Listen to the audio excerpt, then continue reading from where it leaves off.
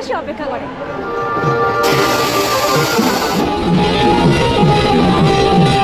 হ্যাঁ, আজ হচ্ছে ওনার দিন, রানীমার দিন, যে দিনটার জন্য আমরা 365টা দিন অপেক্ষা করি।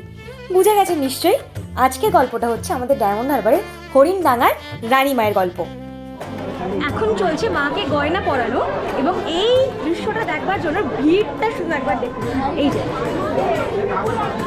ওই যে ভেতরে মা,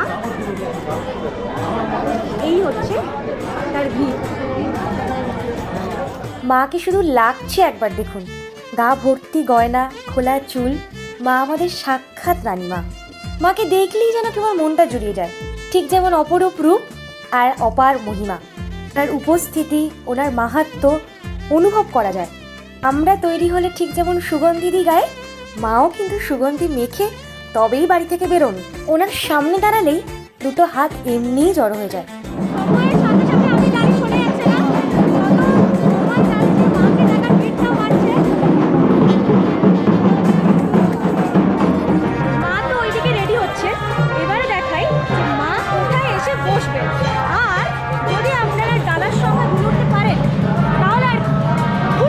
মায়ের ডালার সংখ্যা আপনি গুণে শেষ করতে পারবেন না। এই বছর মায়ের পুজোর ঠিক পরের দিন পড়েছিল ভোট, কিন্তু ভোট কোনোভাবেই মায়ের পুজোর ওপর কোনো রকম কোনো প্রভাব ফেলতে পারেনি। মায়ের পুজো কিন্তু পঞ্জিকা মেনে এবং প্রশাসনিক সমস্ত নিয়ম আদেশ মেনে তবেই হয়েছে, এবং সুষ্ঠুভাবে সুসম্পন্ন হয়েছে। মা থাকতে আবার চিন্তা কি, উনি ঠিক সমস্ত দিকটা দেখে নেন।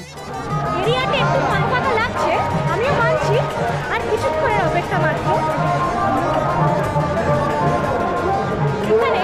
সবকিছুর সঙ্গে অবনতি, ডালা বলুন, এই যে মালা বলুন, আর ভক্তদের সংখ্যা বলুন।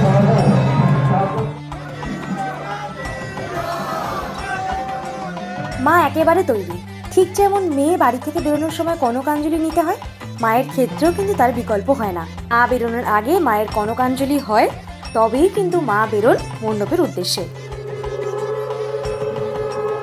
ঘড়িতে 7:34, মায়ের দড়িতে পড়ল টান, অপেক্ষার অবসান।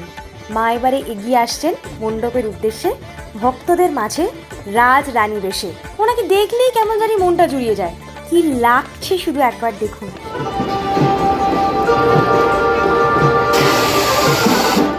মাকে দেখলে না বেশি কিছু বলতে পারি না, কি বলবো বলুন তো। ওনার অপার মহিমা, অপার আশীর্বাদ, যার জন্য এত ভক্ত, এত মানুষজন ওনাকে একবার দেখার জন্য আসেন। এর মুখটা দেখুন, ঠিক আমরা যেমন অপেক্ষা করি ওনাকে দেখবার জন্য, উনিও যেন আমাদের জন্য অপেক্ষা করে থাকেন, উনি কখন আসবেন আমাদের মাঝে। ব্যাস, এইবার রানীমা চললেন মণ্ডপের উদ্দেশ্যে। উনি কিন্তু এভাবেই ভক্তদের সাথে নাচতে নাচতে হাসি মুখে এগিয়ে যান মণ্ডপের উদ্দেশ্যে। মা যাচ্ছেন মণ্ডপের দিকে, মানুষের মধ্যে এখন আলাদাই উন্মাদনা, উত্তেজনা।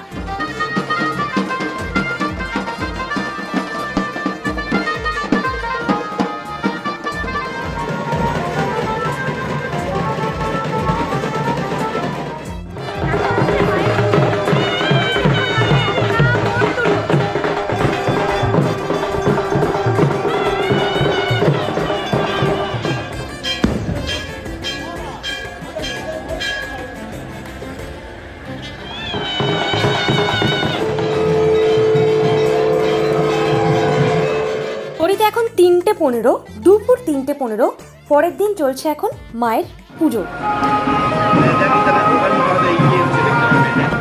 আবারও একটা বছরের অপেক্ষা।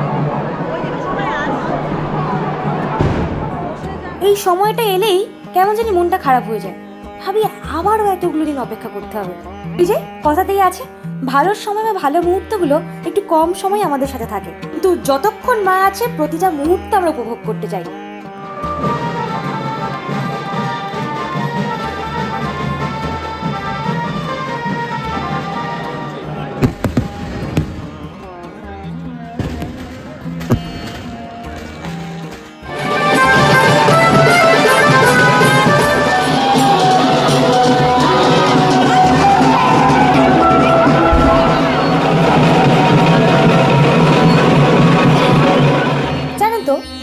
মা চলে যাওয়ার সময় এক অদ্ভুত অদ্ভুত মায়াবী পরিবেশ তৈরি হয়েছিল। যেই মাত্র মা ঘাটে এসে পৌঁছলেন অমনি শুরু হলো হঠাৎ করে দমকা হাওয়া এবং বৃষ্টি। ইলেকট্রিক অফ, মা দাঁড়িয়ে, অদ্ভুত লাগছিল, মনে হচ্ছিল মা তো সত্যি আছে।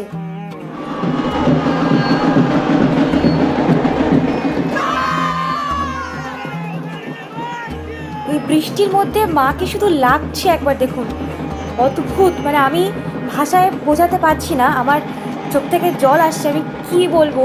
ওখানে যেদিন যারা উপস্থিত ছিল তারা প্রত্যেকে অনুভব করেছে মায়ের উপস্থিতি, যে হ্যাঁ মা আছেন, মায়ের আশীর্বাদের জন্যই সব কিছু। মা নিজে থেকে আমাদের দু হাত ভরে আশীর্বাদ করে গেলেন, কেমন জানি সেদিনকে চোখে আঙ্গুল দিয়ে বুঝিয়ে গেলেন আমি তো আছি, চিন্তা কি।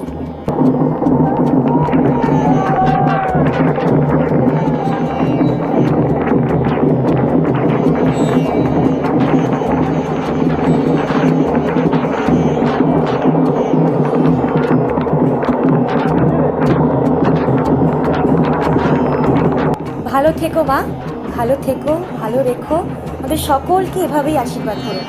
আসছে বছর যেন আবারও তোমাকে দেখতে পাই, এইটুকু আশীর্বাদ করলেই হবে।